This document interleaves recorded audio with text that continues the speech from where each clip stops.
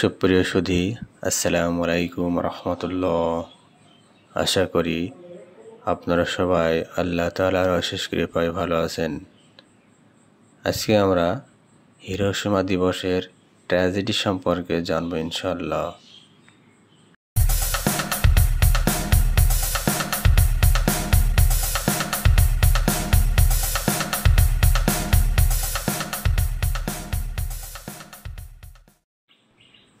August মাস মানব ইতিহাসের ভয়াবহতম এবং লজ্জার মাস।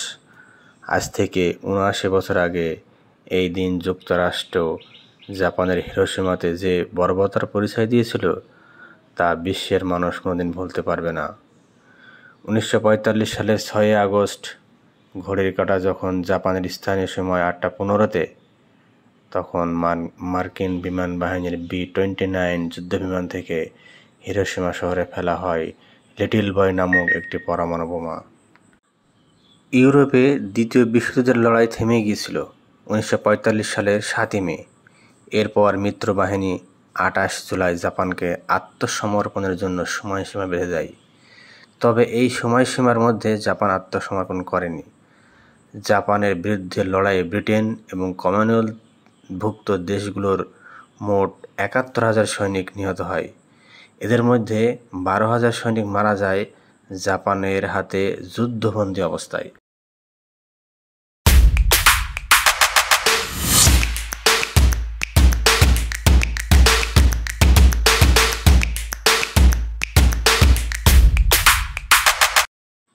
মার্কিন যুক্তরাষ্ট্রের ম্যারিয়ানা দ্বীপ থেকে স্থানীয় সময় ৬ আগস্ট রাত ২টা ৩৫ হিরোশিমার উদ্দেশ্যে যাত্রা শুরু করে B-29 যুদ্ধবিমান। ইউরেনিয়াম-235 পরমাণু ব্যবহার করে নির্মিত লিটল বয়ের ওজন ছিল ৪,৪০০ কেজি, দৈর্ঘ্য ছিল ৯.৮৪ ফিট এবং পরিধি ছিল ২৮ ইঞ্চি। বোমা বহনকারী বিমানের পাইলট ছিলেন কর্নেল পল টিবেটস। ১৯৪৫ সালের ৬ আগস্ট জাপানি সময় ঠিক সকাল ৮টা ১৫ যুক্তরাষ্ট্রের B-29 বোমারু বিমান উড়ে আসে হিরোশিমার আকাশে এবং পারমাণবিক বোমা লিটল বয়কে ছেড়ে দেওয়া হয় নিচের দিকে। ৫৭ সেকেন্ড পর তা বিস্ফোরিত হয়। সকালবেলায় হিরোশিমা তখন কেবল ঘুম থেকে উঠছে, তখনই আছড়ে পড়ে লিটল বয়।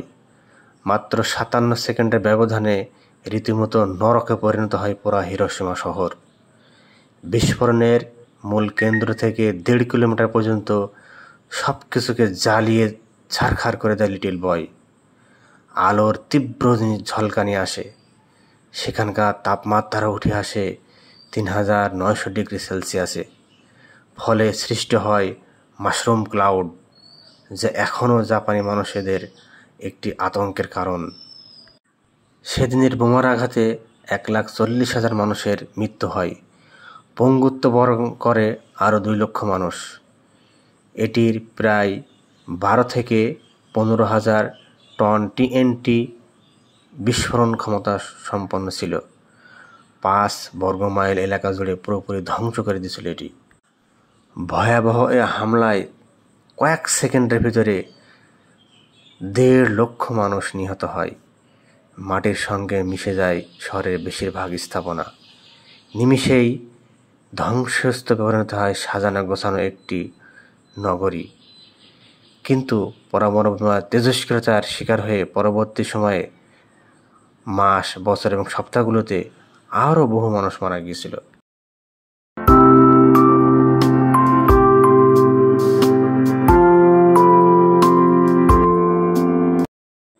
কিন্তু তারপরও জাপানিরা দমে যায়নি। তারা যুদ্ধ চালিয়ে যেতে চাইল।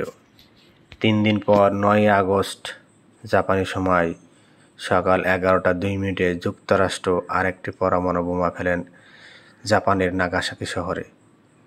নাগাসাকিতে ফেলা হয় ইতিহাসের দ্বিতীয় পারমাণবিক বোমা, যার নাম দেওয়া হয় ফ্যাটম্যান। প্লুটোনিয়াম-239 পরমাণু বোমাতে তৈরি এই বোমাটির ওজন ছিল ৪,৬৩০ কেজি, ১০.৬ ফুট দৈর্ঘ্য এবং ৩৬ ইঞ্চি পরিধির এই বোমাটি পতনের সময় নিয়েছিল মাত্র ৪৩ সেকেন্ড। নাগাসাকিতে আঘাত হানার মূল কারণ ছিল এই শহরে ছিল জাপানের মূল অস্ত্র তৈরির কারখানা। মূল আঘাতের কেন্দ্র ছিল মিৎসুবিশি স্টিল ও অস্ত্র কারখানা এবং মিৎসুবিশি ওরাকামি সমরাস্ত্র কারখানার ঠিক মাঝামাঝি এলাকায়। বোমা বিস্ফোরণের পরপরই মারা যায় প্রায় ৭৪,০০০ মানুষ। নাগাসাকির এই বোমা হামলার পর বলতে গেলে জাপানের ঘুরে দাঁড়ানোর আর কোনো পথই ছিল না। কিছু বুঝে ওঠার আগেই এই দ্বীপদেশটির ২,১৪,০০০ মানুষের মৃত্যু হয়। পরে বিভিন্ন তেজস্ক্রিয়তার কারণে হিরোশিমাতে প্রাণহারে গিয়ে দাঁড়ায় ২,৩৭,০০০, আর নাগাসাকিতে এই সংখ্যাটা ছিল ১,৩৫,০০০-এর কিছু বেশি। জাপান নিঃশর্তভাবে আত্মসমর্পণ করে ১৯৪৫ সালের ১৪ই আগস্ট।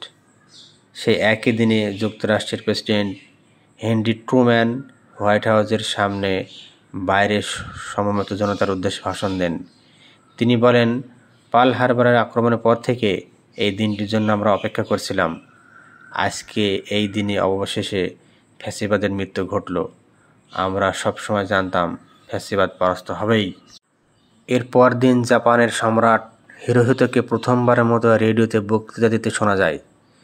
এতে তিনি জাপানের নিঃশর্ত আত্মসমর্পণের জন্য এক নতুন এবং নিষ্ঠুর বোমাকে দায়ী করেন।